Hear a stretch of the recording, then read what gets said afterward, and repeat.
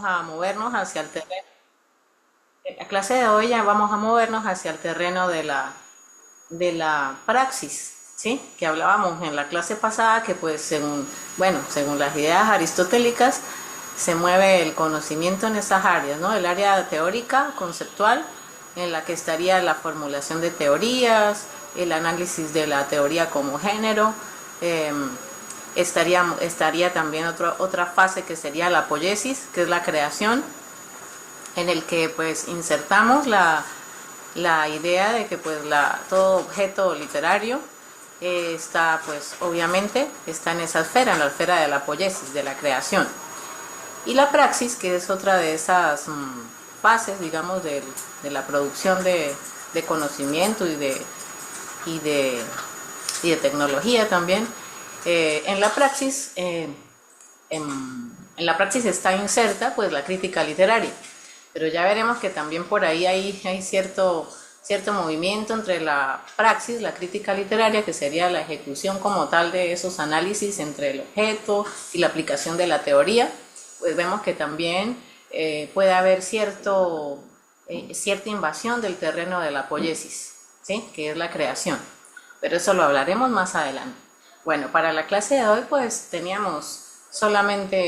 les puse solamente un texto, les había dicho que dos, pero al fin decidí dejarlo solamente con uno. El texto que tenían que leer para hoy es el de las funciones de la crítica de Slawinski. Sí, él es un polaco y estudioso de esto de la crítica literaria, un teórico de la literatura. Y también pues tenía pensado que leyeran, pero pues no lo mandé al grupo al fin y al cabo, un texto de Terry Eagleton denominado Funciones de la Crítica. Pero ese primer texto, ese último texto que menciono, yo voy a hacer como un esbozo sencillo sobre lo que dice este autor y se los dejo en el grupo para el que quiera ampliar conocimientos con respecto a este tema, que pues está como más anclado a los inicios de la crítica literaria y como este autor lo ve, ¿no? Desde sus posturas ideológicas bastante marcadas. Bueno, entonces hoy trabajaremos las funciones de la crítica teniendo en cuenta pues estas ideas de Slavinsky.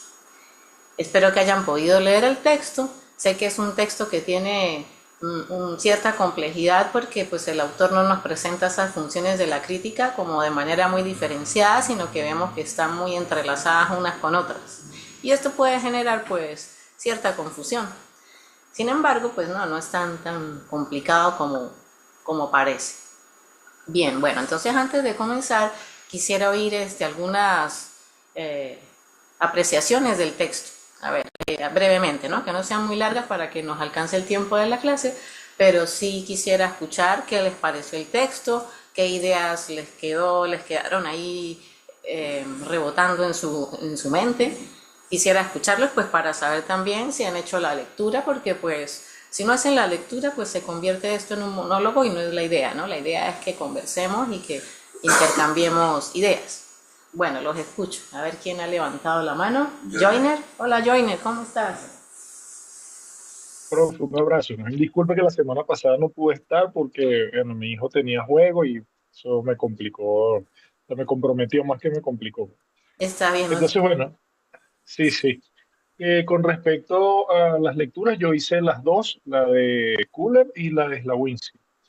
Pero bueno, como estamos discutiendo Slavinsky, vamos con él. En principio, me llamó mucho la atención la idea del enunciado politemático, y eso es precisamente porque él está hablando a partir de una reseña literaria que se publica en un periódico, ¿no?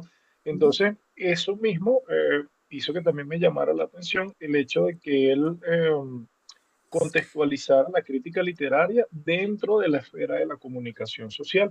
Yo asumí, por supuesto, que, bueno, como estábamos hablando de una reseña publicada en un periódico, esa contextualización iba dada por eso mismo, ¿no?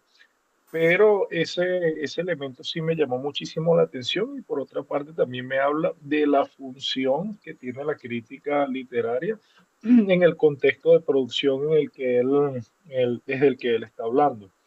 Y el otro elemento que me pareció fundamental está en la página 4 cuando después de que él habla de la anatomía de la crítica, en la cual habla de la situación cultural, en la que habla de las circunstancias de la vida literaria, del hecho literario, los postulados o el proyecto literario y todos los vínculos de estos, entra en lo que él llama fisiología de la crítica, partiendo precisamente de Alberti Baudet, un gran crítico francés, uno de los que más me gusta, de hecho.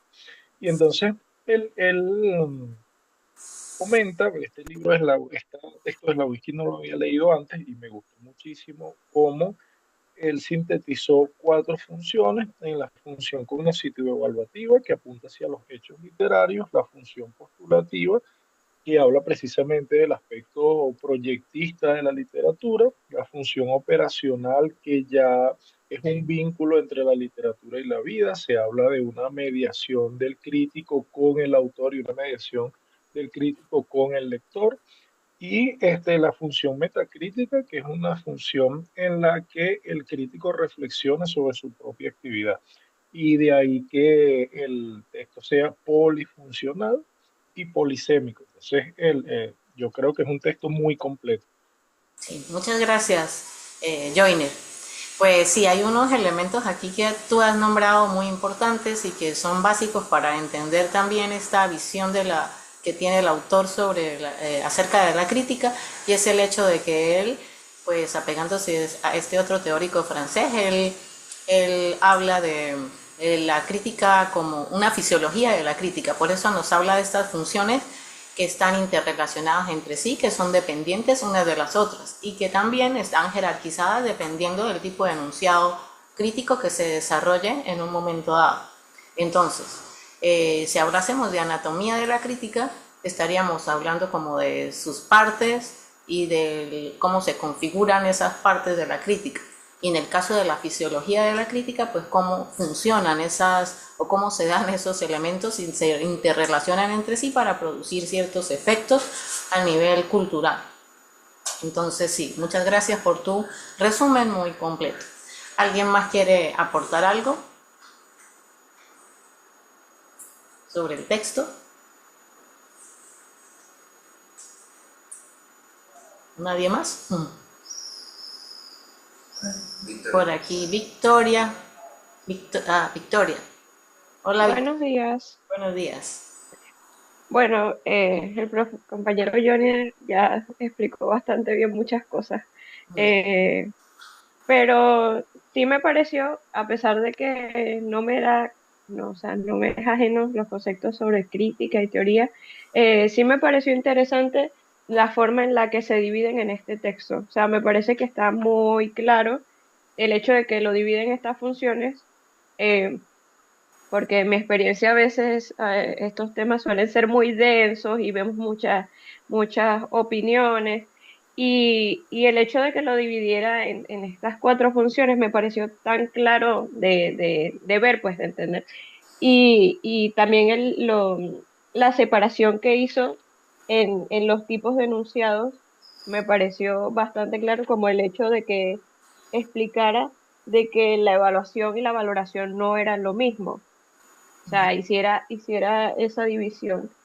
Sí. Y además el hecho de cosas como que eh, a veces el código es difícil, a pesar de que pensemos como autores que nuestra obra va a ser cercana al público y todo eso, o la van a entender y en realidad los códigos sí pueden ser limitados para quien los lee, y el hecho de esta reinterpretación, del hecho que lo explican como que el código a veces es digerido por otra persona y esa persona lo explica con otras palabras, eh, me pareció sumamente interesante porque sí, o sea, el hecho de que nosotros como personas cuando vamos a leer un libro, cuando vamos a ver una película, buscamos la opinión actualmente de otras personas, y digo actualmente porque como ahora hay mucho más contenido, ahora es desbordante todo lo que podemos encontrar,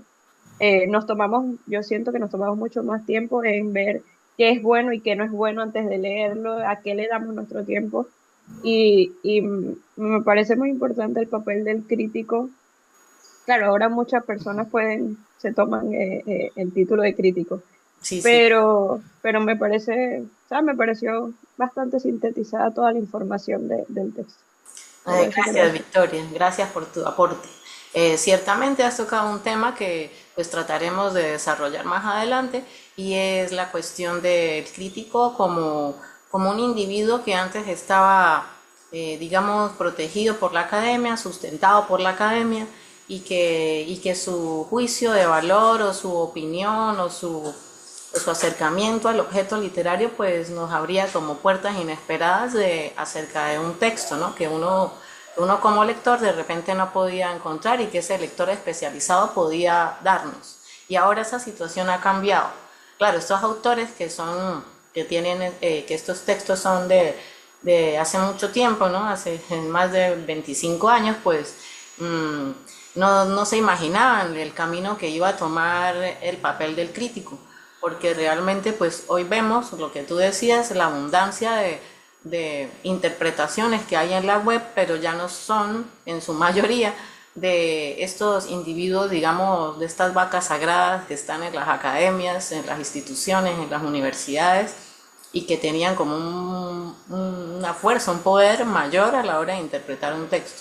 Ahora pues hay otro tipo de individuos que están fuera de esos espacios y que también nos dan sus aportes, ¿no?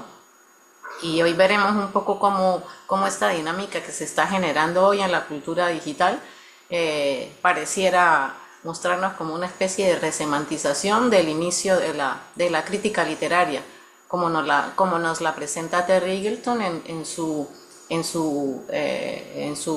historia, la representación histórica del inicio de la crítica literaria. Y hay como una especie de reflejo de cómo se inició esa crítica literaria en este momento actual en el que muchos individuos que están fuera de la academia pueden crear o participar en ese vínculo comunicativo que se da entre el emisor del texto, el texto y el receptor del texto.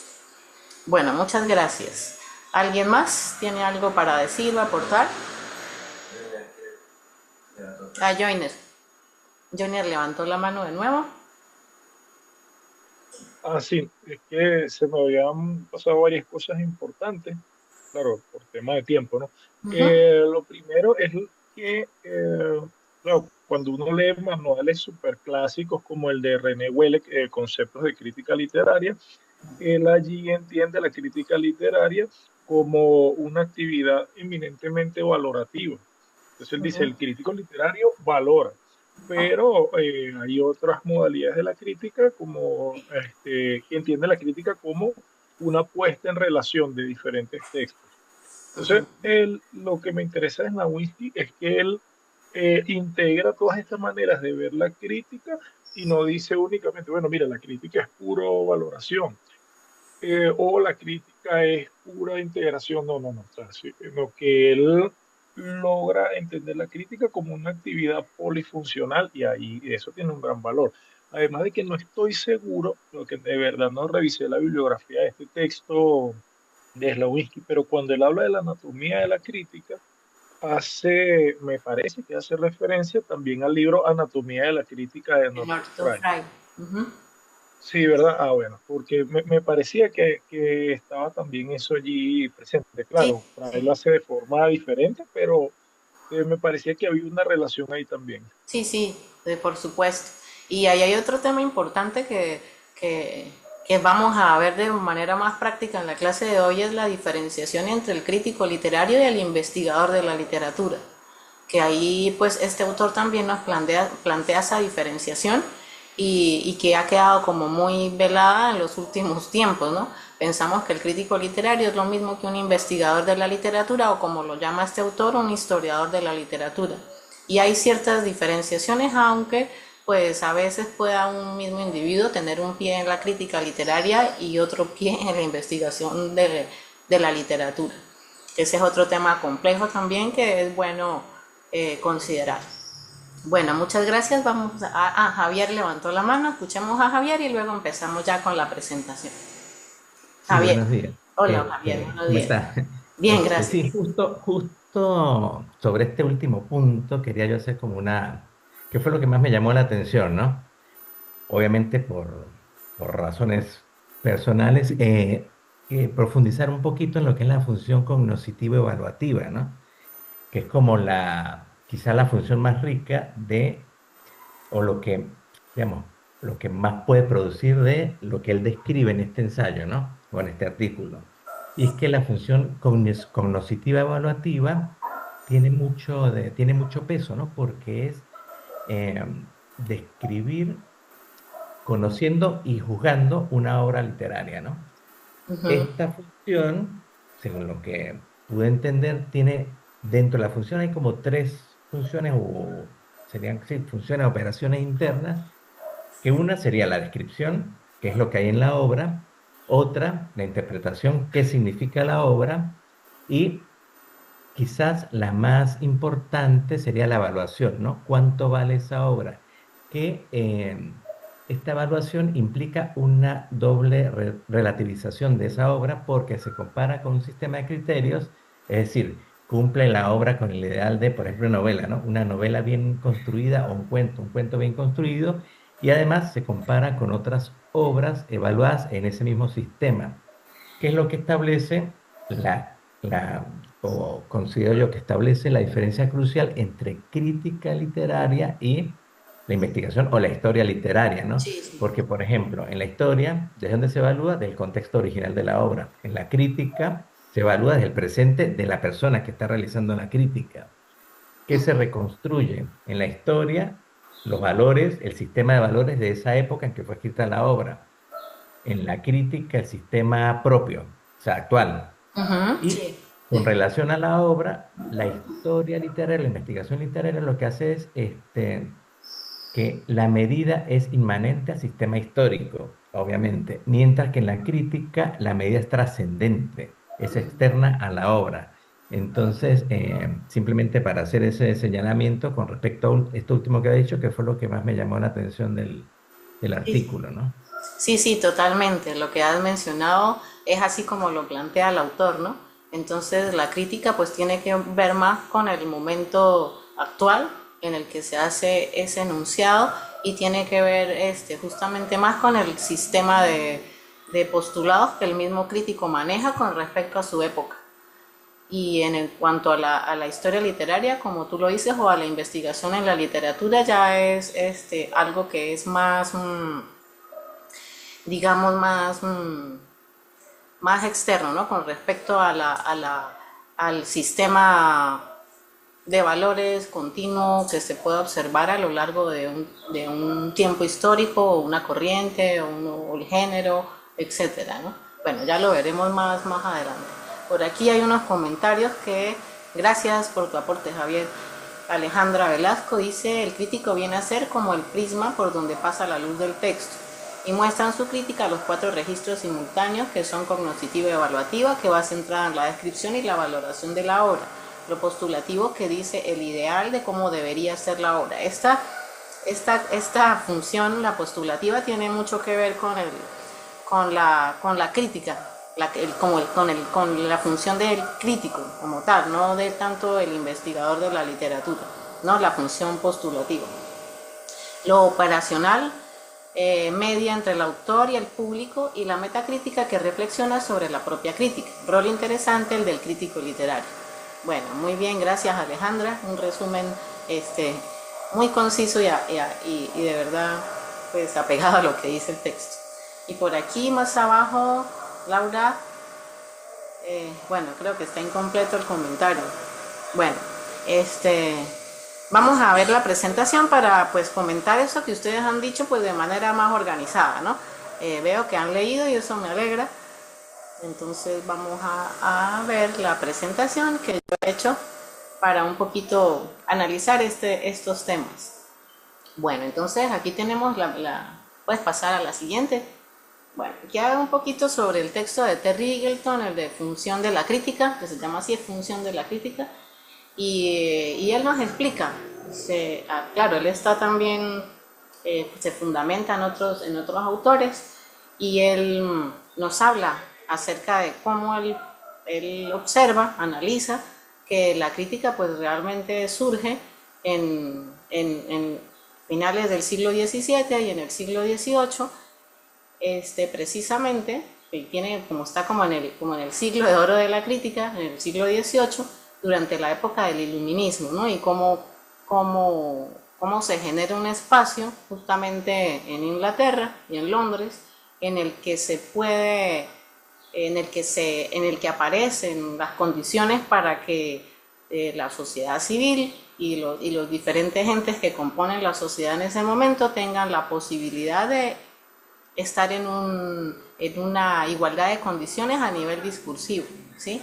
Entonces, claro, él dice que la crítica surge contra el Estado absolutista, ¿no? Contra como ese deseo de oponerse al Estado absolutista, pero en el caso de Inglaterra, en Londres, se da de una manera muy particular, y lo que él propone y lo que él expone es que esto se da primero en Inglaterra que en Francia, y se da de otra manera distinta que en Francia, ¿no? En Francia hay como una especie de posición muy rebelde, opuesta, o de crítica fuerte contra el Estado absolutista. En el caso de Inglaterra es diferente, porque se da como una especie de confluencia entre factores sociales que eran opuestos, pero en el terreno del discurso se empiezan a dar de manera, digamos, lineal, ¿sí? Horizontal, sin una jerarquía propiamente dada, ¿no? Era como que la igualdad de derechos se daba a nivel abstracto, o sea, a nivel del discurso, más no en el nivel real, ¿no?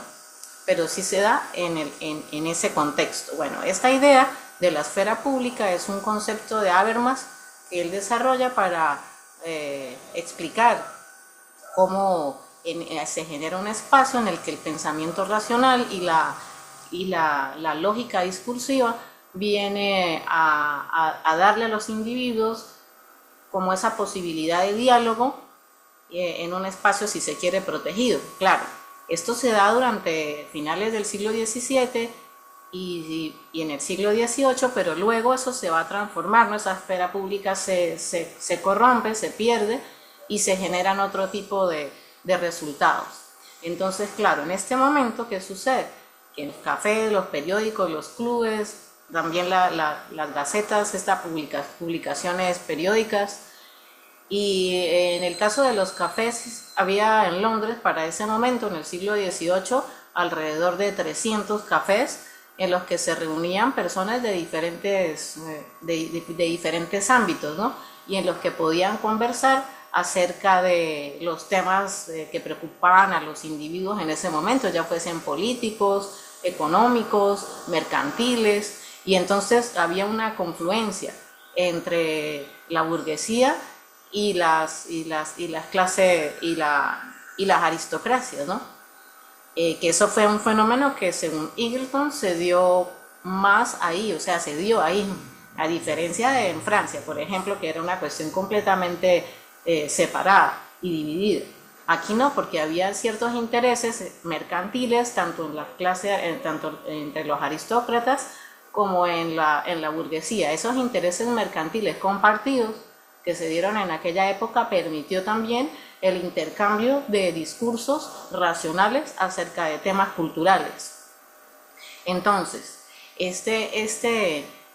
estos espacios le dieron al discurso cierta supremacía que algunos individuos que no eran especialistas en esto, porque no existía la crítica literaria como tal, pudieron funcionar como especies de compiladores culturales de los discursos que se generaban en esos espacios. Y ahí aparecen individuos como Joseph Addison con su publicación periódica The Spectator, por ejemplo, que ese es el que más nombra Eagleton. Hay otros también, pero fundamentalmente, bueno, Joseph Addison es conocido por sus ideas acerca de la estética, y como a través de su publicación periódica pues permitió ese espacio para que los individuos que querían escribir acerca de todo eso que se conversaba en esa esfera pública, en esos espacios públicos donde los discursos convergían y surgían, y se publicaran en esos medios. Y claro, en un principio lo hacían personas que pues no eran catalogadas como críticos literarios, simplemente eran personas interesadas en concretar esas ideas que se generaban en esa esfera pública. Y lo hacían de una manera como muy, digamos, muy impresionista. No había una distinción o unas estructuras en esos enunciados. Ellos eran muy subjetivos, de repente muy enfocados al cómo deleita al lector este texto, o de repente ciertas ligaciones del texto con lo económico, sobre todo con lo político, pero particularmente estos medios tenían una característica, digámoslo así, que ellos se oponían un poco al Estado absolutista, pero no lo hacían de una manera frontal, ¿no? Sino que eran unos enfrentamientos un poco solapados porque había intereses de por medio, lo que hacía que no fuesen no fuese unos movimientos contraculturales, sino que eran más bien un diálogo con esas fuerzas, si se quiere, poderosas. Entonces ahí hay una especie de contradicción, pero esa contradicción fue la que le permitió a estos medios pues tener el poder que tuvieron en ese momento. Que claro, pues la sociedad, pues dentro de la sociedad londinense de la época eran pocos los alfabetizados, pero pues dentro de esos grupos sí se movían muchísimo estos discursos. Entonces para Eagleton es en este momento en el que surge la crítica y está en su siglo de oro. Eso luego se corrompe precisamente porque la crítica literaria entra a funcionar dentro del mercado y a convertirse en un producto que también tiene que ver con el mercado, y por otro lado se combina con los intereses políticos más adelante, ya en el siglo XIX, lo que hace que el crítico literario, o los que ejercían ese papel de crítico literario, se apartaran de lo social y con el paso del tiempo terminaran confinados a espacios académicos y luego a espacios universitarios. Y luego la crítica se convierte como en un espacio sagrado que nadie toca, lo que les conversaba antes.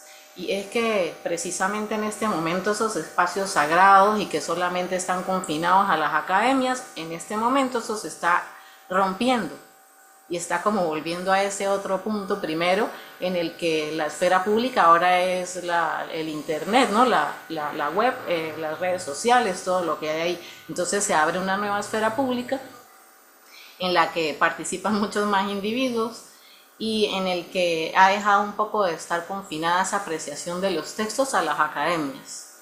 Y precisamente también eso, claro, eso habría que analizarlo y estudiarlo y ver cómo son esos análisis que se presentan en las redes sociales, ¿no? ¿Qué tipo de análisis son? Si son análisis que ya que no tienen ciertas estructuras o que sí las tienen, o qué tipo de temas tocan, si tocan o si son muy impresionistas, subjetivos, o si están rotos los límites entre las disciplinas, que era algo que también pasaba en estas publicaciones periódicas del siglo XVIII, donde no había una diferenciación entre las disciplinas, ¿no? Filosofía, religión, estética, bueno, y literatura, ¿no? Eso no estaba muy diferenciado, y eso no se sabe si esté también pasando hoy en día, ¿no? No me atrevería a afirmar nada porque habría que analizar y estudiar qué es lo que pasa ahora, pero sí podemos ver que hay una especie de reflejo entre ese surgimiento de la crítica, como fue en ese momento, y como ahora está pasando, pero claro, resemantizado en otros contextos a través de otros medios. Entonces uno tendría que pensar si estamos otra vez llegando a un siglo de oro de la crítica, según Eagleton, o estaríamos en otra dimensión que aún no podemos denominar muy bien. Bueno, pero esto es importante tenerlo en cuenta porque fíjense que la crítica pues surge como una necesidad de oponerse al Estado absolutista. Surge como esa necesidad, pero a la vez, un poco, si se quiere, dialogando y alimentándose del poder, ¿sí? Que eso luego pues la llevará también a concretarse como se concretó, ¿no? Y como se aisló también. de cierta manera. Bueno, el que quiera ahondar más en este tema, pues puede hacerlo leyendo el texto de Eagleton, que es sumamente interesante y denso. Bueno, a continuación hay una cita que yo he tomado de ahí del texto de Eagleton y la leeré, ¿no? Que tiene un poco que ver con lo que he dicho. Durante la Ilustración, escribe Peter Hohendahl, el concepto de crítica no se puede separar de la institución de la esfera pública. Todo juicio está destinado a un público. La comunicación con el lector es parte sustancial del sistema. Mediante esta relación con el público lector, la reflexión crítica pierde su carácter privado. Bueno, esto es importante resaltarlo porque fíjense que no era que no existiese crítica antes, existía antes de estas épocas, ¿no? Sino que esas críticas estaban circunscritas a espacios privados, sobre todo de aristócratas, ¿sí? Cerrados, donde eso no salía al público, o de repente en círculos de artistas, eso estaba cerrado en un espacio en el que la sociedad civil no lo conocía. Y esto es lo que cambia en ese momento. Entonces, visto históricamente, el concepto moderno de crítica literaria va íntimamente ligado al ascenso de la esfera pública liberal y burguesa que se produjo a principios del siglo XVIII. Sí, esto es importantísimo tenerlo en cuenta, ¿no? Eso de que la esfera pública liberal y burguesa es realmente el lugar en donde se genera una crítica literaria que sale a la sociedad civil. El debate literario, que hasta entonces había servido como forma de legitimación de la sociedad cortesana en los salones aristocráticos, o sea, era solo de ella, eran espacios solo de ellos, se convirtió en el foro que preparó el terreno para el debate político entre las clases medias. Obviamente, pues como luego ese debate político va a absorber a la crítica literaria, sí, a la crítica literaria, se va a convertir en otra cosa, ¿no? Digamos, según este autor, diluyendo esa función de la crítica como un espacio capaz de concretar la cultura y de expandirla hacia la sociedad. Sí, ya se mueve hacia otros espacios, se pierde su autonomía y se mueve a los espacios de la política, que es lo que sucede en el siglo XIX y que, como les decía, hace que el crítico literario se aísle y se encierre a círculos muy pequeños y a las universidades, principalmente. Bueno, ya podemos avanzar a lo siguiente. Bien, entonces vamos ahora sí a pegarnos un poco más al texto de Slavinsky y vamos a delimitar lo que es el enunciado crítico, ¿no? Porque entonces el enunciado crítico, que es ese producto que se publica, ¿sí? O que se expone, también puede ser, se puede exponer oralmente o se puede publicar en algún medio especializado. Entonces, o también en un periódico o revista que no sea estrictamente literario, porque también puede pasar. Bueno, entonces tenemos ahí varios elementos que ya han mencionado algunos cuando participaron, y es que el enunciado crítico es politemático, ya que aborda variadas esferas de un fenómeno. ¿Sí? El fenómeno literario, específicamente el objeto que esté trabajando, pues ahí hay una serie de temas que se manejan, ¿sí? Porque no solamente se va a mover hacia un punto específico del texto, sino que implícitamente hay otros aspectos que maneja, ¿no? Como la valoración, como por ejemplo la circulación de ese texto en un sistema, como también pueden ser los métodos que utiliza para desarrollarlo, entre otros. También es polisémico, es decir, puede abrirnos los distintos significados acerca de un texto. Es polifuncional, contiene funciones simultáneas pero que se encuentran jerarquizadas. Bueno, este punto, pues obviamente es central aquí en cuanto a lo que vamos a desarrollar, y es que siempre existen esas funciones en un enunciado, las 4 funciones existen, pero ellas se van a presentar con jerarquías distintas. Esas distintas jerarquías son las que van a determinarme luego qué tipo de enunciado crítico estoy leyendo o estoy desarrollando. Porque si hay una función que tenga más valor que otra, o sea más dominante en el texto que otro, pues eso me dirá si es una reseña, si es un artículo de investigación, si es de repente una tesis de grado, dependiendo de cuál función esté dominando, esté más alta en la jerarquía, pues será el tipo de género de enunciado que se vaya a desarrollar o que se esté leyendo. Bueno, también es un enunciado metalingüístico y más exactamente metaliterario, porque trabaja acerca de un producto discursivo con un discurso. Entonces es metalingüístico. Y obviamente metaliterario porque también pues es un espejo de la misma creación literaria, ¿sí? De cómo funciona la creación, la crítica literaria, perdón, ¿sí? Entonces es metaliterario y metalingüístico. Bueno, entonces tenemos que hay el enunciado, pues hay modelos de enunciados, ¿no? Entonces esos modelos de enunciados se corresponden con una situación cultural específica. Entonces, siempre en esos modelos pues existirán elementos que se van a repetir, ¿no?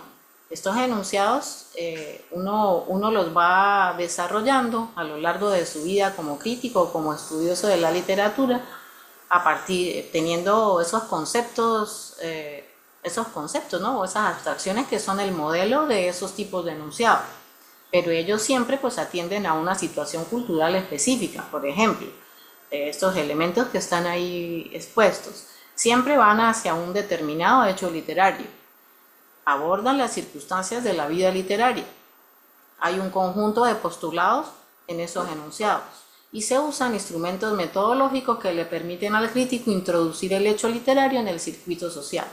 Esto último, obviamente, pues fíjense que a juro tienen que estar todos, y esto último es esencial porque el enunciado en sí, su función es salir a la sociedad, no es quedarse en una gaveta, no es quedarse atrapado siendo privado, sino que él tiene el fin de insertarse en ese circuito social en el que la literatura está inmersa, ¿no? en la sociedad, hacerlo circular en todos esos elementos que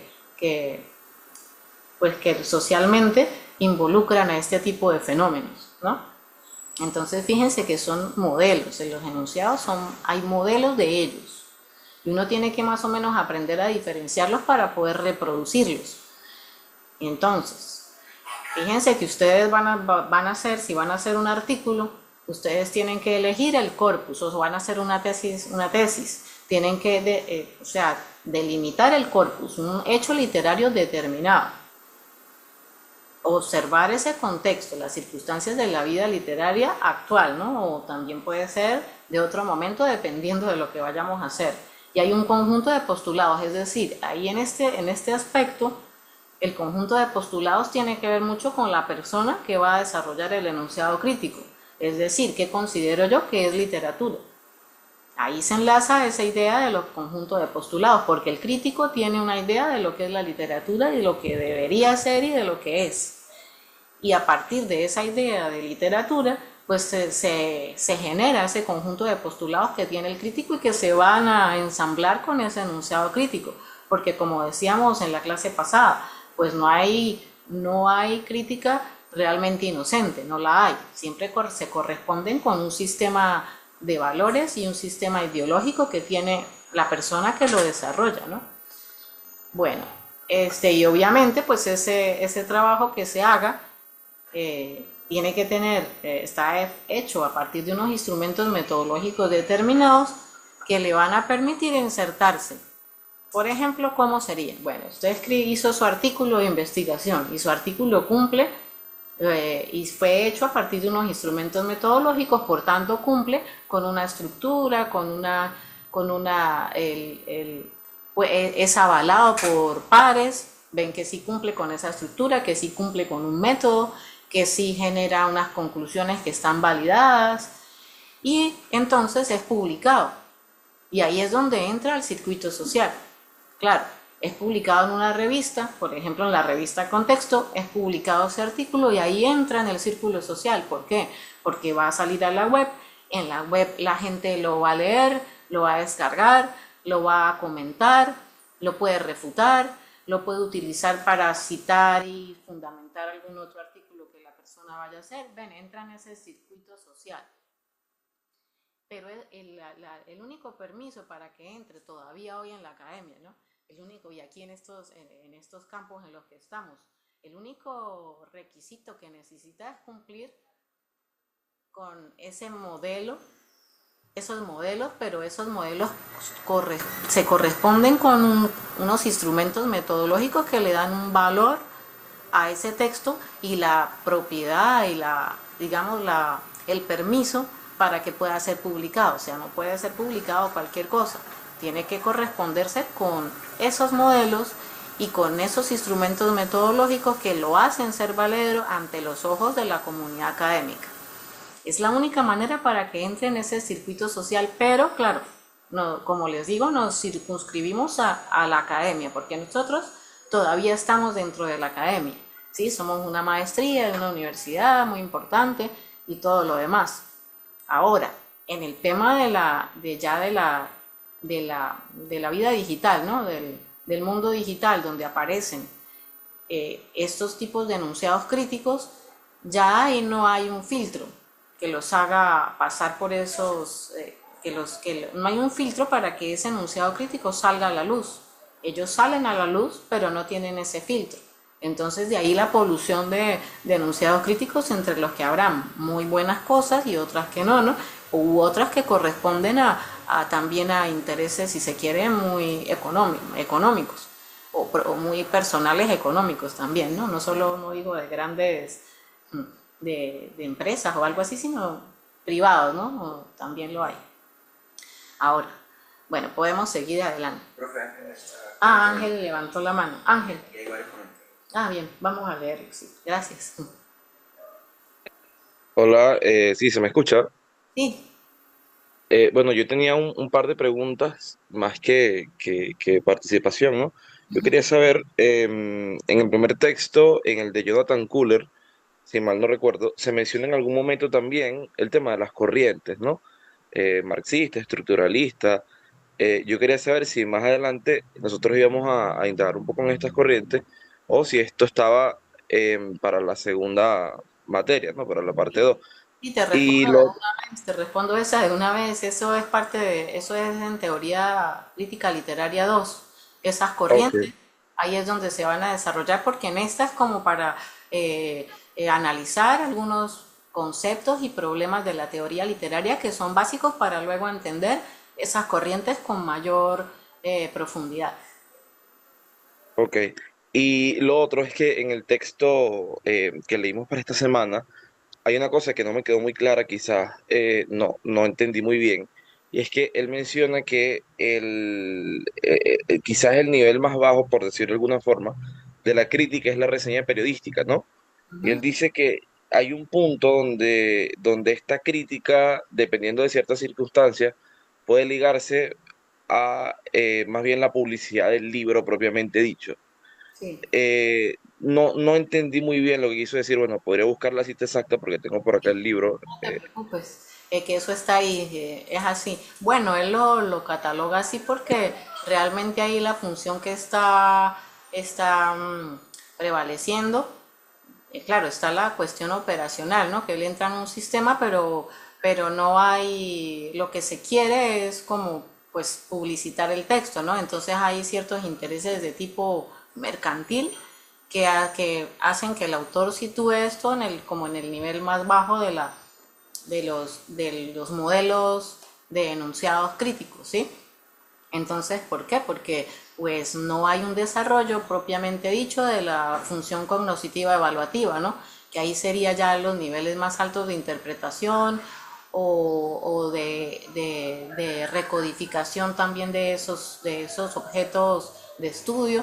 No está muy presente, ¿no? Porque pues en una reseña de tipo periodístico pues hay otra intención, que la intención es pues vender un texto, ¿sí? Promocionar un texto. Y es mucho más simple, ¿no? Porque pues lo que quiere es enganchar a un lector para que lea un texto, ¿sí? Es más simple, entonces no va a ser Por eso él la cataloga así como lo más bajo. No lo veamos en un sentido así peyorativo, sino que digamos que no es tan complejo, no hay una complejidad cognitiva a la hora de evaluar el texto. ¿Ves? Y tampoco pues lo postulativo no está tan dominante tampoco, porque ahí la posición del autor del enunciado está diluida, porque hay unos intereses de tipo mercantil, ya sea por las editoriales, sobre todo por las editoriales, ¿sí? Entonces esa sería la respuesta que te doy a tu pregunta. Bueno, Ok, muchas gracias. de nada, vamos a leer los comentarios, gracias. Dice uno, de Laura: en el texto se toca el punto de los postulados. En algunos se mitologiza el texto y crea su propio orden, como si el crítico impusiera su propia realidad. Quise decir, sí, eso dependerá del enunciado que se desarrolle, pero puede pasar que los postulados del crítico sean muy dominantes y entonces se ve como tú dices, la que intenta imponer su propia ideología ante lo que él considera que debe ser la literatura. Entonces ahí habría como una preponderancia de la figura del autor del enunciado, más que del texto en sí. Bueno, Joyner dice, es un gran libro, pero creo que privilegia mucho el espacio anglófono. Sí, totalmente. Habría que leer otros textos también. Las referencias a Francia omiten la importancia de ese mismo mecenazgo de Luis XIV para la crítica poética y teatral. Bueno, sí, esto del mecenazgo es importante también, ¿no? Por supuesto, esos primeros críticos no lucharon contra el Estado absolutista porque ellos mismos son resultado de este. Así es. Pero la idea de Eagleton está atravesada por la idea de la crítica como forma de impactar el imaginario con respecto al tema de la libertad. Sí, también eso es muy cierto. Y por otro lado, pues Eagleton, también su ideología política también atraviesa bastante y su nacionalidad también atraviesa bastante estas propuestas que él hace. Y sí, muy cierto lo que tú mencionas en tu comentario, que lo pasaré porque el tiempo no da, pero sí podríamos dar solo una clase hablando solamente de ese texto de Eagleton y también de los contraargumentos como los ha presentado Joyner. Krisnel Arias dice, todas las funciones de la crítica que plantea este autor son relevantes, ya que si no son algo externo a la literatura, entiendo que él planta la crítica literaria como el espacio donde la literatura toma conciencia de sí misma y se organiza frente a la sociedad. Bueno, más que la literatura tome conciencia de sí misma, porque esto sería complicado de decir, sí cómo ella se organiza y se inserta en la sociedad. Bueno, por aquí Erasmo Sayago dice, buenos días, gracias por sus aportes. Yo sigo algunas páginas de TikTok y me ha sorprendido mucho el que en ciertas páginas de espiritualidad haya contenidos literarios breves y reflexivos sobre la conciencia y su alcance fenoménico. Lamentablemente esa no es la tendencia mayoritaria y los contenidos de las páginas de este tipo siguen el programa ideológico de TikTok, es decir, la banalización del contenido para optimizar el usufructo de nuestro tiempo de atención. Bueno, esto es algo esto es un tema de investigación que sería bueno abordar, y es el tema de fíjense que el algoritmo, cómo el algoritmo empieza también a tener un papel aquí en este círculo en la función operacional, en cómo los textos se van a insertar en el entramado social y van a empezar a circular. Y ahora que la crítica se está saliendo de la academia, porque la academia en realidad es un nicho muy reducido de personas y que cada vez es menos, o sea, cada vez se reduce más, está teniendo mayor papel social lo que sucede en las redes sociales con respecto a la crítica, ¿sí? Y de personas que no son de la academia. Y habría que incluir ahí, en ese proceso, los algoritmos, cómo funcionan los algoritmos y cómo tienen que ver con la mercantilización también de ciertos textos literarios. Bueno, aquí Erasmo lo menciona con respecto a un tema en específico, pero habría que verlo en general, ¿no? En cuanto al análisis o a la evaluación o a la interpretación de un objeto literario. Dice además, ojalá existieran más páginas de espiritualidad y literatura que tengan contenido breve pero profundo de calidad. Una vuelta discreta a ese siglo de oro de la crítica. Bueno, ya sería una resemantización, porque ya no es el Estado absolutista a quien la crítica deba enfrentarse, sino es a otros tipos de poderes diferentes. Y de repente la espiritualidad entraría como una especie de digámoslo así, esfera cultural contemporánea. Bueno, gracias, Gerardo. Entonces aquí tenemos las 4 funciones de la crítica que nos presenta el autor. Tenemos la cognoscitiva evaluativa, la postulativa, la operacional y la metacrítica. Y pues vamos un poquito a analizarlas una por una. Tenemos, bueno, la función operacional. Entonces, esta función operacional, vemos que para entenderla bien habría que pues analizar el sistema de comunicación como tal, ¿no? Ese proceso comunicacional, ¿no? Que todos conocemos. Entonces tenemos un emisor, un mensaje que sería la obra, un receptor que sería el lector, obviamente un contexto en el cual funcionan esos participantes y bueno, otros elementos, ¿sí? Un código y todo lo demás, pero nos vamos a circunscribir a estos específicamente. Entonces tenemos que el autor es el mismo emisor de la obra y obviamente el lector el receptor. Y la obra con todo lo que contiene ese fenómeno que, bueno, sabemos que es complejo hablar de ella y de todo lo que contiene y cómo se relaciona con modelos y con corrientes y con ideologías y bueno, pare usted de contar. Tenemos entonces que el crítico, ¿cómo participa ahí? ¿Qué hace el crítico? Y esta función operacional sabemos, ya entendemos que es cuando ponemos la obra a funcionar, a circular en un sistema cultural, ¿sí? Que se abre al público. Entonces, ¿el crítico aquí cómo funciona? Bueno, funciona de varias maneras. Por una parte, pues tenemos que el crítico puede mediar y si se quiere, podríamos decir que entorpecer o hacer fluir también, en esos dos sentidos, el crítico podría estar entre el emisor, el autor y la obra. Generar ahí una tensión, ¿sí? Ya sea positiva o negativa, o neutra, podría darse. Entonces, ese crítico ahí, mediando entre el emisor y el autor y la obra, fíjense lo que, esto es toma obviamente del texto, dice, incertidumbre del autor en cuanto al destino del mensaje. El escritor hace su obra, ¿verdad? Pero el escritor no sabe qué pasará con su obra.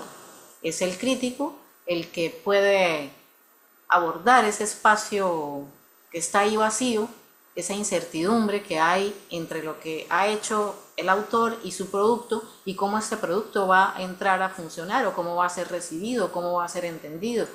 Entonces el crítico ahí vendría a llenar ese espacio, a llenar esa incertidumbre que siente el autor en un momento y en cuanto a su obra, lo que ella va a producir, ¿sí? O cómo va a ser llevada, que puede entorpecer y puede hacer fluir, como les digo, principalmente, ¿no? Y también este tema, entre la cuestión entre el autor y el crítico y la obra, muchas veces puede hacer que la misma producción del autor se vea transformada o no, dependiendo del caso, por la participación del crítico en ese proceso entre él y su propia obra. Es decir, esa participación del crítico puede generar transformaciones en las producciones que posteriormente haga el autor de su propia obra, o también puede generar interpretaciones que tenga ese mismo autor de lo que ha creado y transformarlo, si se quiere. Para darles un caso así, un ejemplo, para que se entienda esto. Pensemos en Julio Cortázar y este cuento famosísimo, La Casa Tomada. De ese cuento pues se ha escrito mucho, pero entre todo lo que se dijo acerca de ese cuento era que era un reflejo de la situación política de Argentina en ese momento. Y bueno, mucho se decía acerca de eso, tenía un trasfondo político. Y el autor simplemente dijo en entrevistas que le hicieron que bueno, que él no lo había visto así, porque él simplemente soñó con ese cuento, él soñó la idea del cuento, tuvo un sueño en el que sucedían algunas de las acciones del cuento y él se levanta y escribe el cuento. Se levanta y se pone escribe el cuento. El autor entonces luego observa que en su obra hay algo que él no había visto y que no lo había hecho de esa manera premeditada. ¿Qué quiere decir esto? Que los críticos o la gente que abordó el cuento de esta manera abrió un camino que el mismo autor no tenía o no conocía acerca de la propia obra. ¿Ven? Entonces sí hay una interferencia que puede ser, en ese caso, digamos, lo que abre caminos, que también puede ser negativo, que puede ampliar lo que el autor piensa de una obra. Eso se dio en un momento específico que el autor lo pudo conocer, digamos. También se puede producir ese fenómeno a largo plazo. Supongamos el Quijote. Bueno, el autor genera su obra, Cervantes hace su obra, y bueno, él no sabe lo que va a pasar con su obra. Obviamente hay unos críticos, unos lectores en ese momento, que pues no eran denominados como tales, por lo general eran mismos escritores, que expanden la obra, y claro, en ese momento pues fue un boom y Cervantes conoció eso. Pero a largo plazo eso generó interpretaciones diversas que el autor ni siquiera vislumbraba, no se imaginaba el impacto que iba a tener su obra y cómo los críticos lograron hacer que la obra pues se abriera mucho más allá de lo que el mismo autor en un primer momento pensó, ¿sí? Entonces llena como ese espacio que hay entre el autor y lo que él suelta a la sociedad, su producción, lo que él suelta a la sociedad. Por otro lado, tenemos ya la relación de la obra con el receptor, que ese es como lo más conocido en cuanto al papel del crítico. Y es que, fíjense, también hay una ignorancia, ¿verdad?, que hay entre la obra y el lector. Entonces, a la ignorancia e incertidumbre del lector opone una interpretación de la obra y una propuesta de evaluación. Entonces, muchas veces, ¿qué pasa? Que el lector pues recibe la obra dependiendo del tipo de lector que sea, porque los hay de todos tipos y del modo de leer que tenga. Siempre quedan espacios de incertidumbre en cuanto a la interpretación de esa obra.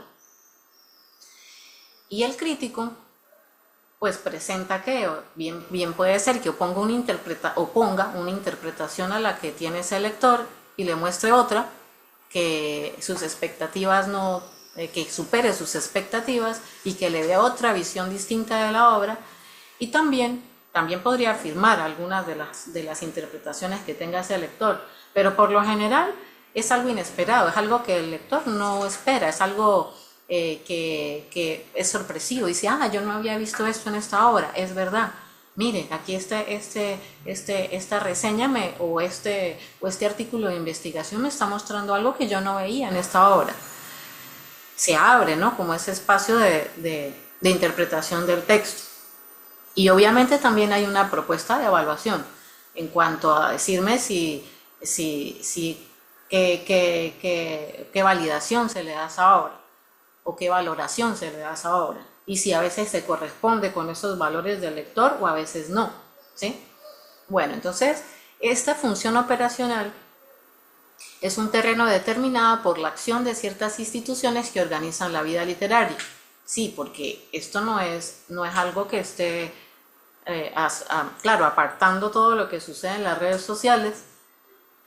La crítica como tal, en su sentido estricto, pues obviamente está determinada por la acción de instituciones que organizan esa vida literaria. Entonces ahí que entran grupos literarios, entran grupos de investigación, entran universidades, entran maestrías, entran especializaciones, entran revistas especializadas.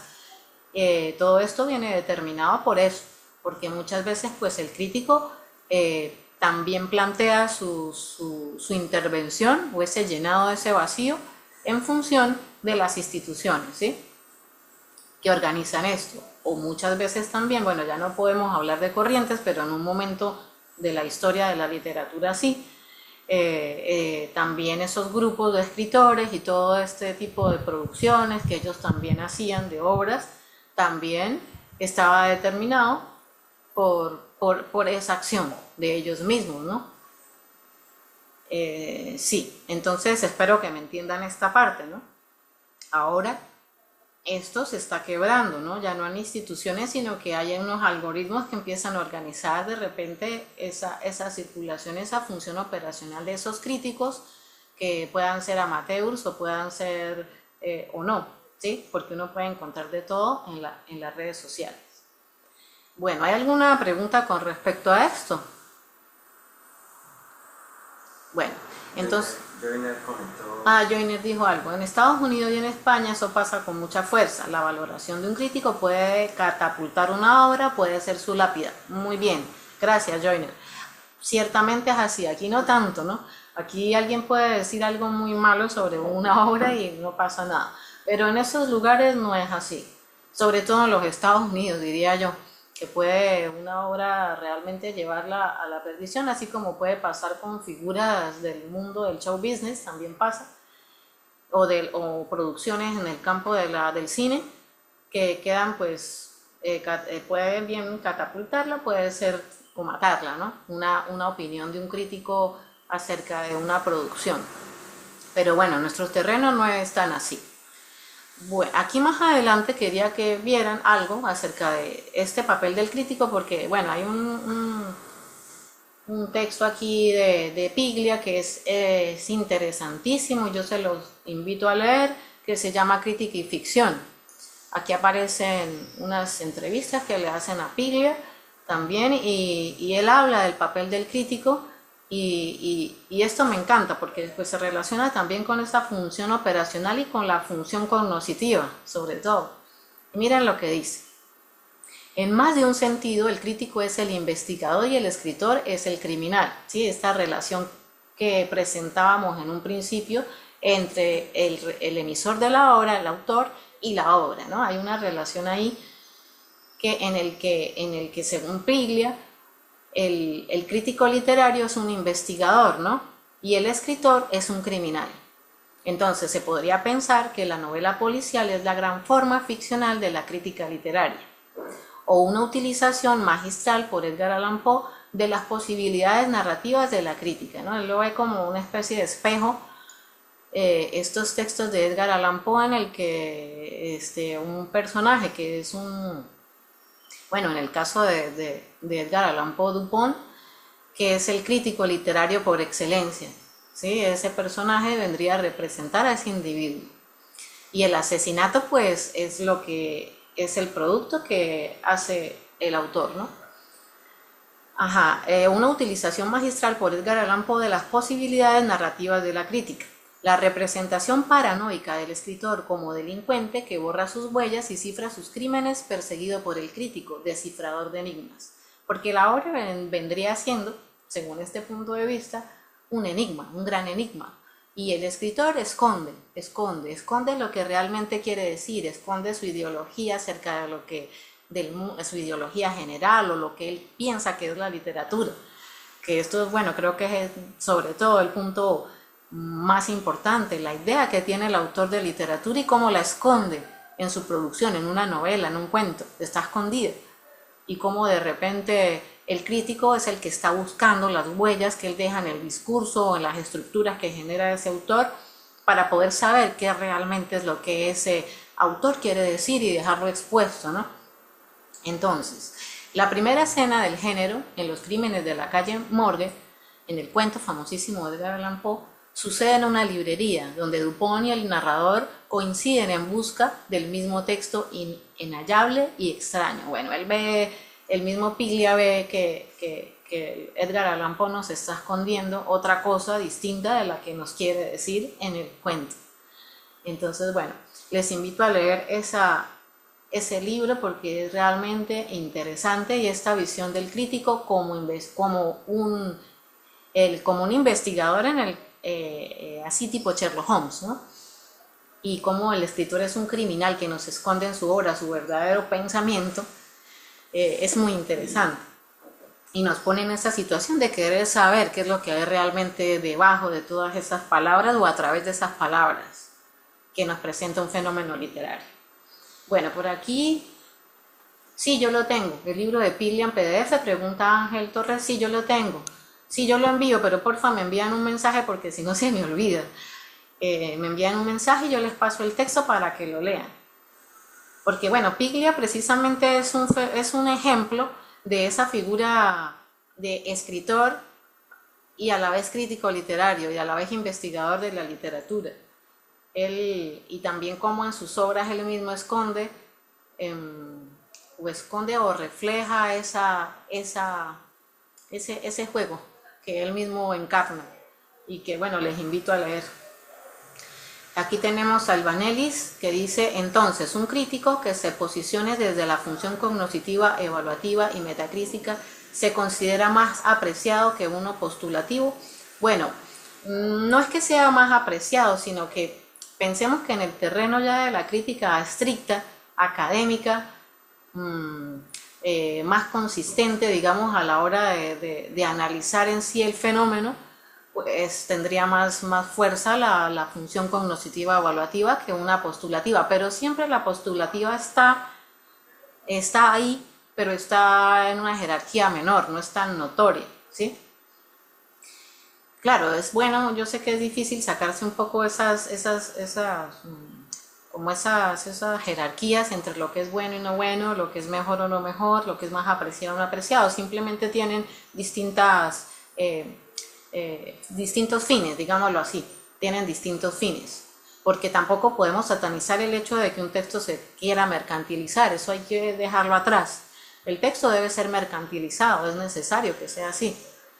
Entonces, no es que sea más apreciado o no más apreciado, depende de lo que uno quiera también y depende del círculo en el que esto se mueva o para qué lectores vaya dirigido.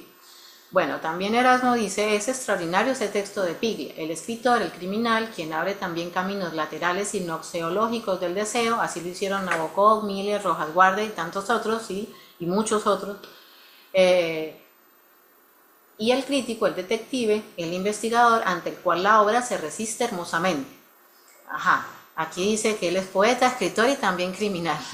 Bueno, muy bien. Entonces, fíjense que la obra se resiste hermosamente, dice. Eso está muy bueno resaltarlo porque las obras a veces más inquietantes son aquellas que se resisten hermosamente a esas miradas de los investigadores y ver qué descubren en ella. Entonces, entre ellas más se resisten, más curiosidad pueden causar. ¿Qué es lo que sucede con los clásicos? Diría yo, los clásicos son obras que se resisten hermosamente a mostrar esos sentidos escondidos que tienen y que por eso a lo largo del tiempo siguen produciéndolos una y otra vez y siguen abriendo caminos y mostrándonos situaciones gracias a los críticos que las encuentran, ¿no? Que son buenos investigadores como Sherlock Holmes o como Dupont o como muchos otros. Bueno, no hay más comentarios.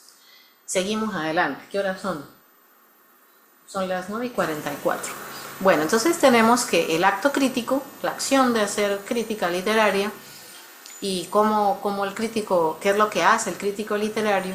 Entonces fíjense que él descodifica o decodifica el fenómeno, el objeto. Él lo decodifica según las herramientas que él tiene, porque claro, en el sentido estricto, categórico de lo que es un crítico literario, académico, obviamente tiene unas herramientas que le permiten decodificar ese fenómeno.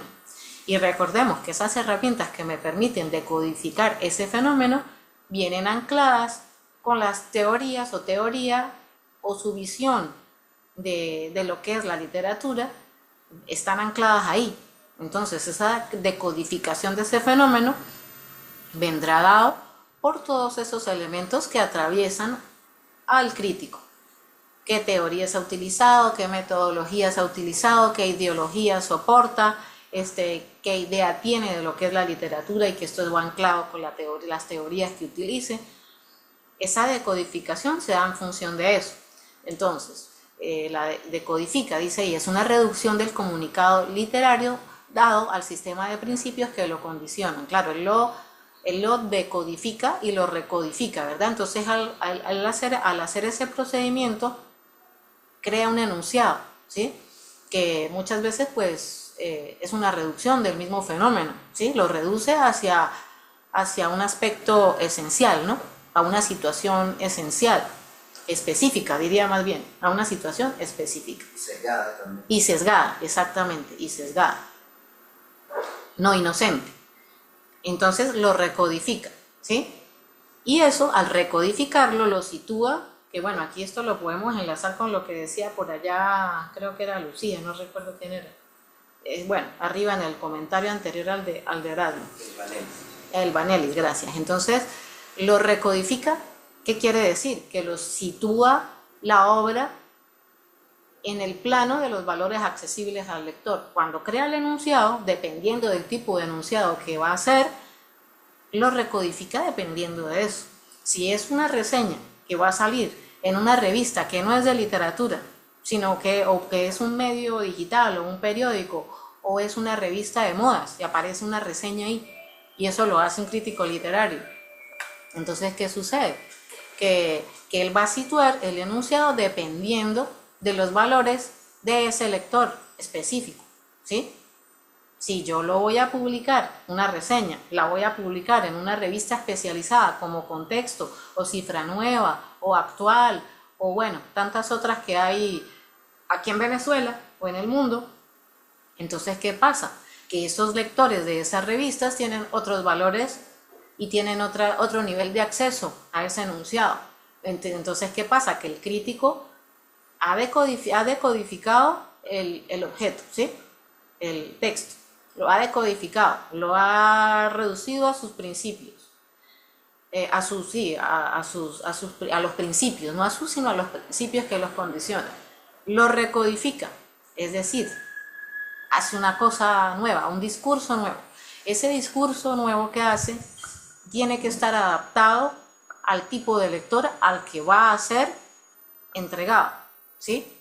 Entonces, si es una reseña en una revista o en un periódico, una revista de, no sé, de moda, supongamos, que aparecía, no sé, hay casos, no sé si lo saben, pero por ejemplo en Penthouse o en Playboy aparecían textos literarios y reseñas de textos literarios en los años 70, 80.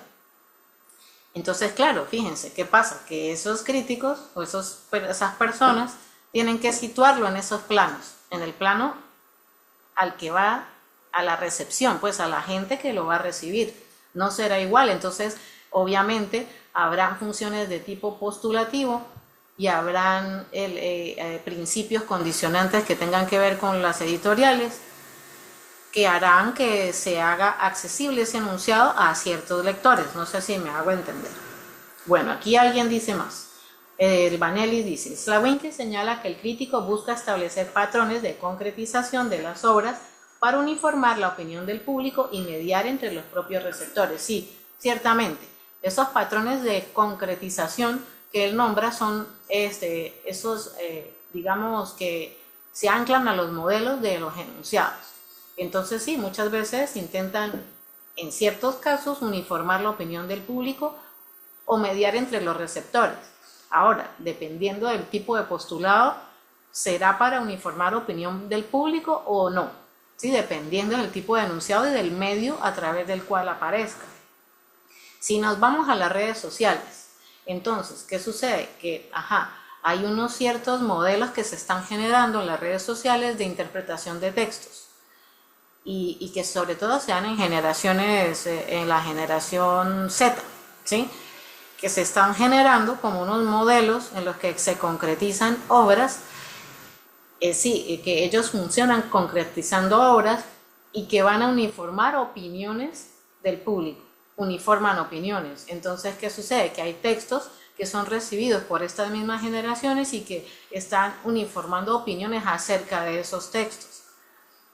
Sí, entonces eso como que depende de la situación cultural en la que se dé, ¿no? Que puede ser bien para uniformar opinión o no. Bueno, seguimos adelante.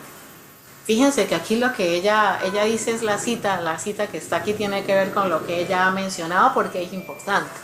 Entonces dice, el crítico se esfuerza por formar patrones de concretización de determinadas obras literarias. Sí, obviamente es así. Su concretización individual que abarca la comprensión de la obra, el llenado de lugares de definición incompleta. Si ven, por su parte, eso es la parte cognoscitiva. El crítico, su parte individual, ¿no? En la parte en la que él interpreta, en la que él trata de abrir partes oscuras o de encontrar aspectos que no están, que quiere abrir, que sean oscuros dentro de la obra, está esa parte y la propuesta de valoración y evaluación. Ya va, leo de nuevo. Su concretización individual que abarca la comprensión de la obra, el llenado de los lugares de definición incompleta y la propuesta de valoración y evaluación.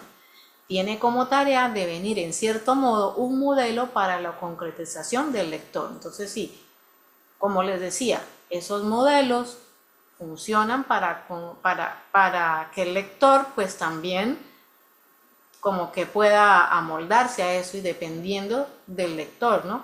Entonces se plantea como objetivo crear una concretización social media que ha de trazar los límites del campo de las concretizaciones debidas y la medida para toda clase de concretizaciones indebidas, ¿sí? Entonces, claro, cómo se amolda la obra a los valores y cómo se sale también de esos valores.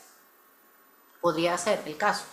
Esa concretización fijada en el comunicado crítico es un intento de establecer una determinada relación entre el autor y los lectores, ¿sí? Como llenar ese vacío, o sea, como que el crítico se toma ese papel de llenar ese vacío. Pero en segundo lugar, aspira en cierta medida a una integración interna del público literario, ¿sí? También una integración, esa relación entre los receptores, a saber, en la medida en que puede uniformar su opinión sobre determinados hechos literarios, o sea, concentrarla en torno a conceptos, valores comunes, valores comunes, esquemas de recepción comunes, etc. Sí, porque también aquí, agrego yo, ¿qué sucede? Que esa opinión no solo en cuanto a la obra en sí, sino en cuanto a cómo la obra se amolda a su idea de literatura, a su idea de lo que debe ser dentro de una obra, a lo que debe presentar una obra. Si la obra quiere reflejar la realidad, por ejemplo, y ese sea el deber ser para ese crítico o no, ¿no? Entonces fíjense que esas ideas en torno a esos conceptos, sí, entre los receptores empieza de repente, si se quiere, a uniformar esa opinión, ¿no? O cómo se recibe el texto, porque esto es así, esto pasa, fíjense en el cine, que en el cine también pasa lo mismo. El crítico es, pues, un mediador tanto entre el emisor y el receptor del mensaje literario como entre los receptores, sí. Obviamente entre los receptores se van a generar estas concretizaciones que pueden hacer que las opiniones se hagan, que las interpretaciones de los textos se hagan, como que se hagan uniformes, ¿sí? Que se hagan uniformes. Entonces ustedes pueden verlo bien al ver cómo hay críticas de cine, por ejemplo. Críticas de cine que nos pueden hacer que los receptores uniformen una opinión con respecto a una obra. A ver, un ejemplo que se me viene a la mente ahora. Con esta película, el Joker parte 2, ¿sí? Vimos que aparecían muchísimas interpretaciones de gente reconocida dentro de la crítica del cine y gente que no. Estudiosos del cine aparecían en las redes, en YouTube aparecían infinitas críticas de esta película. ¿Y qué pasa? Que estas mismas críticas de la película también generaron una uniformidad con respecto a la apreciación de la película entre los receptores, ¿sí? Independientemente de que estas críticas sean acertadas o no, que tengan, bueno, uno esté de acuerdo con ellas o no, independientemente de esto, ahí vemos cómo se uniformó tanto la opinión con respecto a la película, que la película pues ha sido catalogada de una manera bastante negativa, y cómo muchas de las personas que pues esperaban con ansia esta película, luego también, no solamente al verla, sino al escuchar toda esta serie de críticas, terminaron teniendo unas opiniones uniformadas acerca de ese fenómeno. Eso se puede dar, lo pueden ver en múltiples situaciones. Ahorita podríamos verlo también con el tema de Cumbres Borrascosas, que está tan de moda, o con la misma película Hammett, ¿sí? Como estas críticas de personas importantes que hacen sus videos acerca de esto, pueden uniformar esas interpretaciones de esos fenómenos. Bueno, ¿hay algo más que alguien quiera decir de esto, aportar? No, ¿sí? No hay por ahora nadie. Bueno, entonces, seguimos adelante, porque la hora avanza. Vamos ahora con esta función, uy sí, ya se va a acabar el tiempo. Función cognoscitiva evaluativa. Tenemos entonces que esta, para nosotros, en este mundo en el que estamos, en esta maestría de literatura, esta función tendría que ser la función dominante, digámoslo de alguna manera. ¿Por qué? Porque nuestra función sobre todo es indagar, interpretar, encontrar esas zonas oscuras de las obras, esas zonas que queremos mostrar que no son tan evidentes dentro de las obras, y que por eso, y que al verlas, esto hace que las obras también entren a funcionar en el circuito de una manera más, digamos, más densa, ¿sí? O más fuerte, o más concisa. Bueno, entonces tenemos que cuando la función cognoscitiva evaluativa es dominante, entonces, por ejemplo, en una tesis de grado o de maestría, pues obviamente esa función tiene que ser la dominante. Entonces, ese enunciado crítico, veremos que hay unos tipos de oraciones o de secuencias discursivas que ellas van a estar muy presentes, ¿no?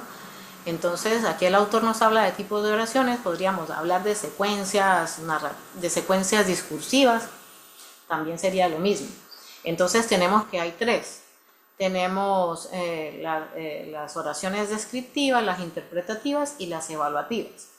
En las descriptivas, pues tienen un criterio de veracidad, ¿sí? Porque ellas están como más en el terreno en ese momento en el que se hace una descripción de lo que tiene la obra. Entonces son muy apegadas a lo que la obra presenta, ¿sí? Hay una descripción.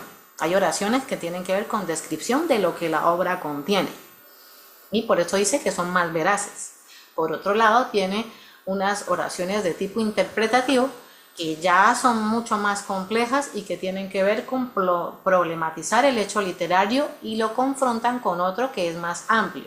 Claro, porque aquí al interpretar hay confrontación con otras obras, con conceptos, con estructuras, con ideas, bueno, y pare usted de contar, ¿no? Entonces ellas van a problematizar en sí el hecho y obviamente a tratar de dilucidar lo que hay ahí, comparar, contrastar, todo este tipo de acciones de tipo cognoscitivo. Ellas, por supuesto, son más activas y no pueden ser catalogadas como verdaderas o no verdaderas, porque son interpretaciones. Claro, ellas tienen que estar sustentadas con distintos argumentos, pero ellas pueden ser falseables totalmente, o pueden ser verificables, dependerá del caso, y dependerá de cómo se lea también. Y tenemos otro tipo de oraciones que son las evaluativas, ¿no?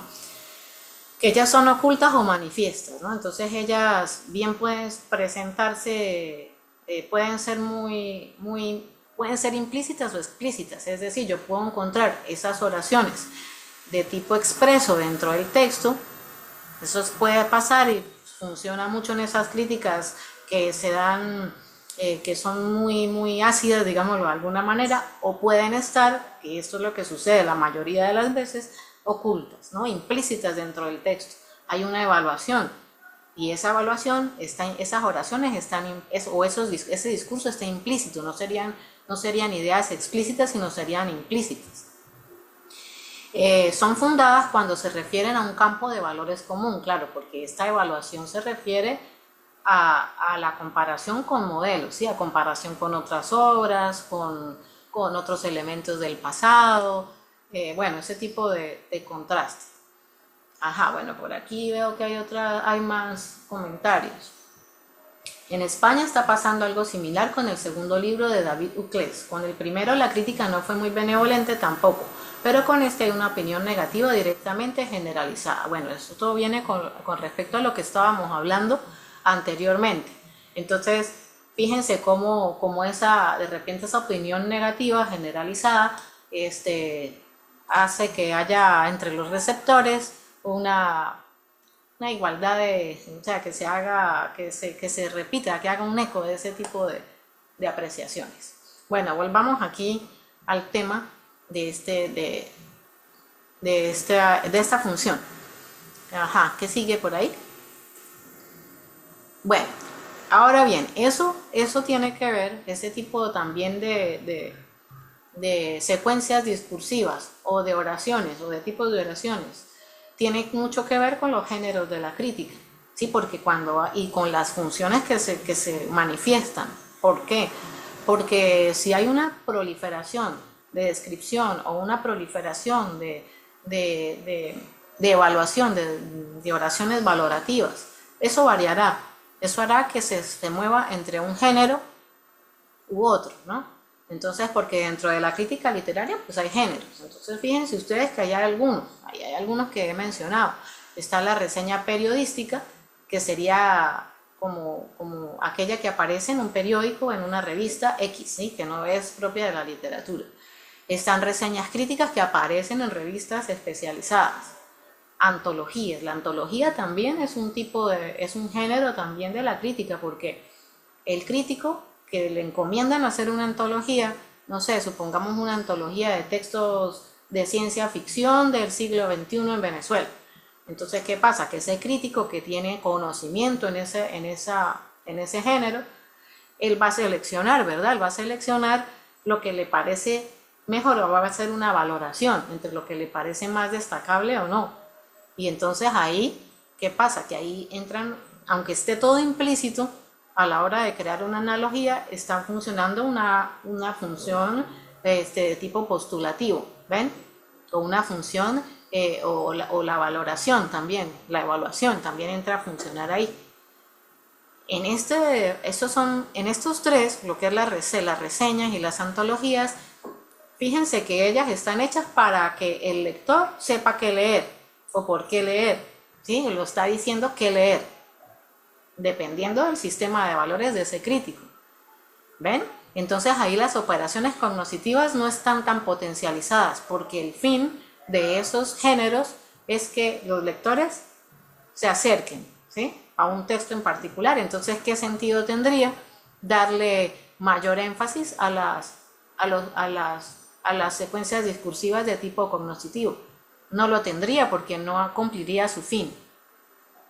Tenemos otro tipo de géneros, los prólogos, el ensayo, los estudios históricos, los artículos de investigación y las tesis de grado. Ya aquí la cosa cambia.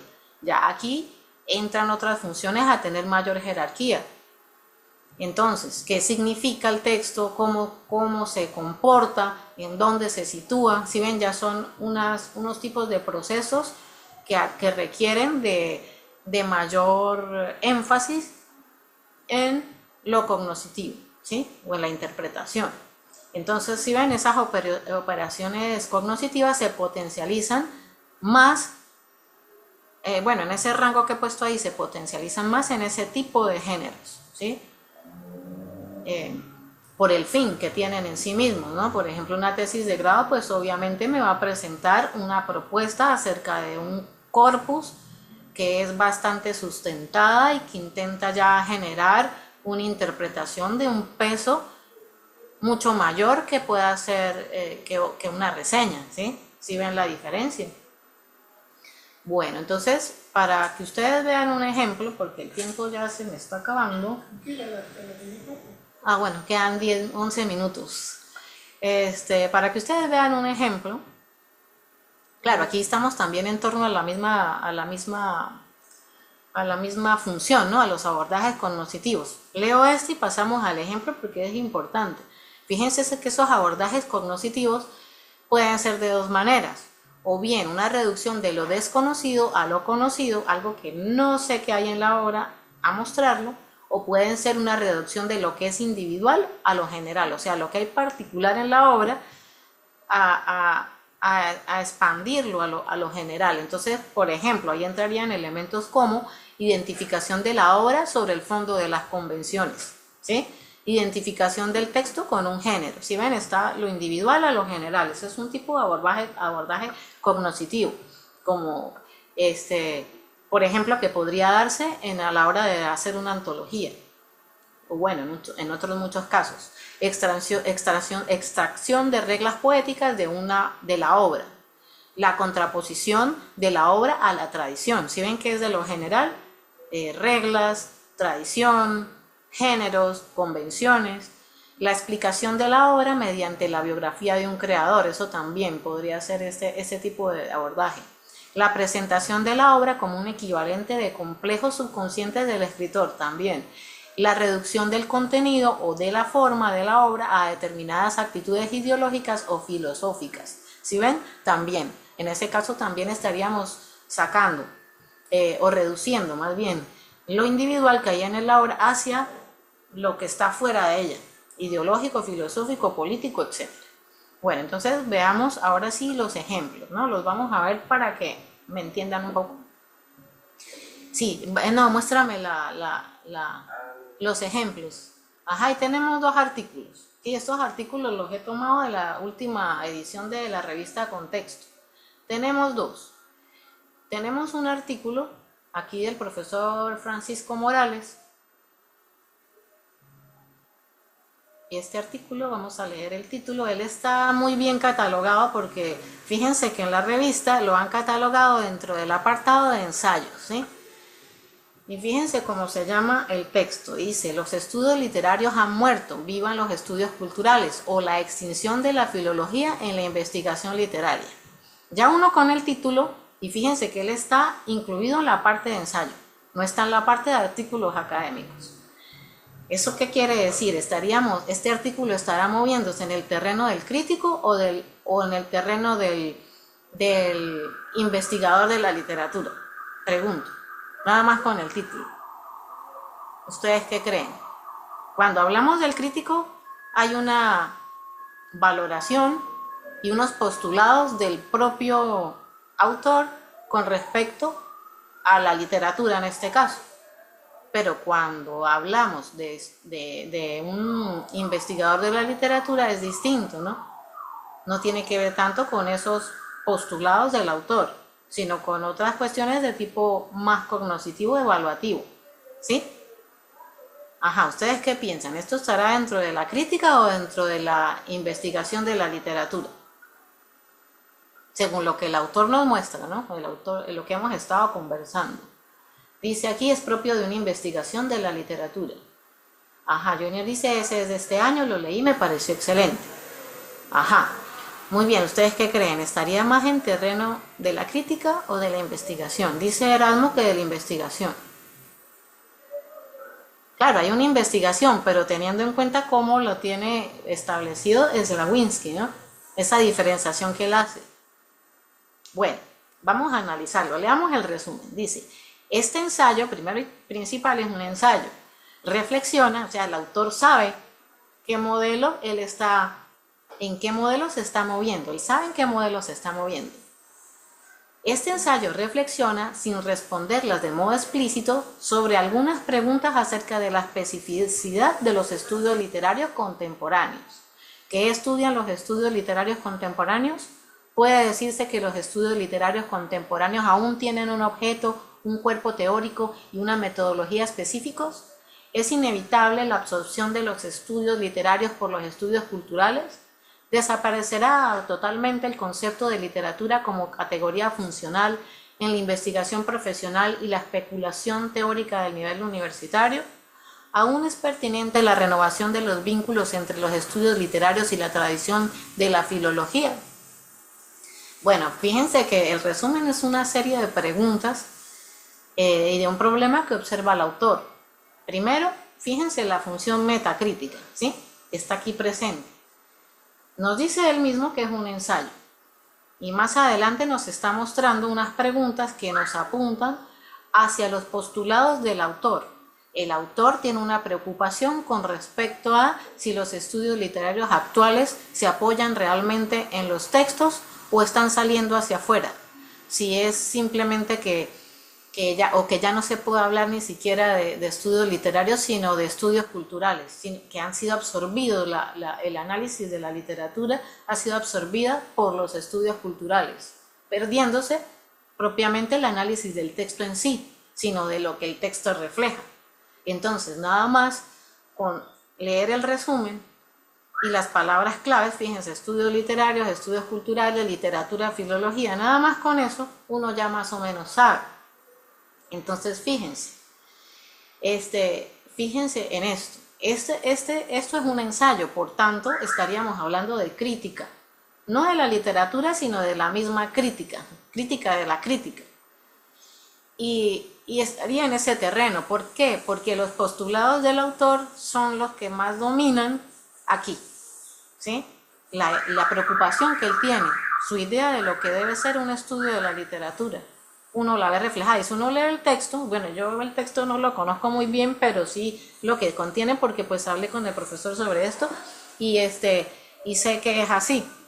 Entonces aquí estaría en una jerarquía superior la función postulativa, teniendo en cuenta que lo cognoscitivo también está, pero si lo leemos a fondo vemos que hay ahí una idea de literatura o de estudio de la literatura bastante marcada, ¿sí? Que no tiene nada que ver con que sí o que no, sino que está ahí presente, ¿sí? Bueno, veamos por otro lado. Joiner levantó la mano. Joiner. No, profe, era eso lo que usted dijo, que me parecía que como era yo no decía, un trabajo que estaba reflexionando en torno a la labor crítica y en torno a conceptos clave, eso es eminentemente crítica literaria, aun cuando incluya la investigación literaria como método. Sí, exactamente. La incluye, pero ella está como una herramienta, ¿sí? Para sus postulados. Por otro lado, tenemos, gracias, Joiner, perdón. Tenemos por otro lado aquí otro texto, que esto es de una muchacha que yo le di clase, también aquí ella es profesora de la ULA, yo le di clase a ella también aquí en la maestría, y fíjense, ella de su tesis de grado ha publicado este artículo, que eso es el fin que ustedes tienen que tener en mente, es que lo que ustedes produzcan en esta maestría sea publicable, pero para ello ya sabemos qué camino debe recorrer, no lo mencionaré otra vez. Ella tiene este artículo que se llama Reflexiones sobre la dominación simbólica en Texaco de Patrick Chamoiseau. No sé pronunciar muy bien el francés, me disculpan. Bueno, veamos el resumen. Y esto sí está situado aquí en la revista Contexto, en la zona de artículos de investigación. Y dice, el presente artículo se propone analizar la obra Texaco, publicada en 1992 por el autor martiniqués Patrick Chamoiseau, con la finalidad de acercarnos a una reflexión sobre la percepción que de la lengua francesa y la lengua creol poseen los personajes principales de esta trama. Si ven como ella ya nos está diciendo el hecho específico que ella va a observar ahí, ¿no? Entonces ella va a reflexionar sobre la percepción de la lengua francesa y de la lengua creol que poseen los personajes de la trama. Ella va a analizar el discurso y cómo, claro, ella es profesora de francés, ¿no? Entonces ella, vean ustedes cómo lo que es el estudioso se cuela ahí en lo que va a analizar, lo que va a estudiar. Y ella va a ver cómo en esos discursos, en el texto en sí, cómo esos personajes se relacionan con esas dos lenguas. El propósito es extraer de ella los rasgos de una dominación lingüística en las Antillas francesas, en lo que respecta al uso de una u otra lengua. Se plantea la existencia de dicha dominación en el plano de lo simbólico, tal como fue propuesto por el autor francés Pierre Bourdieu en su obra El sentido práctico de 2007, las nociones de estigma de Goffman de 2006 y de estima y prestigio, ancladas al uso de uno u otro código lingüístico, sirven de base para entender la negociación constante y forzada que atraviesan los personajes principales en su interacción cotidiana. ¿Sí ven que ella ya me está dando autores? Ella me está diciendo cuál es el objetivo. ella me está diciendo cuál es el centro de su análisis. Ahí en este caso estaríamos en presencia de la función metacrítica. ¿Sí ven? Ella nos muestra cómo la metodología, lo que lo soporta, ella lo está mostrando ahí en el resumen y en las palabras claves. Y más adelante pues también lo hará. Pero vean ustedes que aquí hay una cuestión cognitiva dominante, porque ella va a analizar el discurso y cómo esos personajes se plantean el valor que tienen estas dos lenguas para el desarrollo de sus propias vidas, ¿no? Y cómo también el autor lo expresa a través de estos personajes. Entonces aquí sí estamos en presencia fuerte y absoluta de lo que es un artículo de investigación ya con una función cognitiva dominante. Bueno, y para terminar, no me quedo más aquí porque se me acabó el tiempo. Miremos lo último que hay en la presentación, lo último. Igual se las paso por el grupo para que ustedes las tengan ahí. Bueno, entonces la función metacrítica la pasamos y ya lo último que está aquí es un resumen que quería compartirles de las funciones y que me quedó muy bonito porque lo hice con inteligencia artificial y de ahí los errores de uso de mayúsculas. Entonces, pero quedó muy bien. Miren la infografía, les sirve y está muy bien porque está en el centro el crítico y las 4 funciones bien representadas. El crítico ante la obra, la función cognoscitiva, por el lado el crítico en la vida literaria, cómo él interactúa entre esos dos espacios, por el otro lado cómo recodifica la función postulativa, cómo pone a funcionar el texto en la sociedad, y luego por último tenemos la función metacrítica también, cómo se mira a sí mismo en esa producción de esos enunciados críticos. Bueno, muchachos, los dejo entonces porque ya el tiempo se acabó. Yo les comparto la presentación y bueno, los invito a utilizar la inteligencia artificial también para comprender estos textos porque nos ayuda ciertamente. Lo hice con Notebook LM que genera muy buenas producciones. Bueno, muchas gracias. Si hay alguna pregunta, no sé si queda tiempo, creo que no.